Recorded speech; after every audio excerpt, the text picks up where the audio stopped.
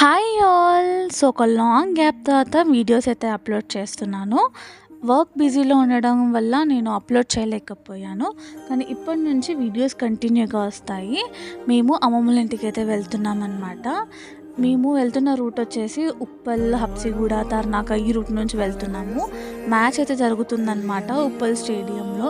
So full crowd అయితే వచ్చింది and traffic కూడా ఫుల్గా జామ్ అయిందనమాట.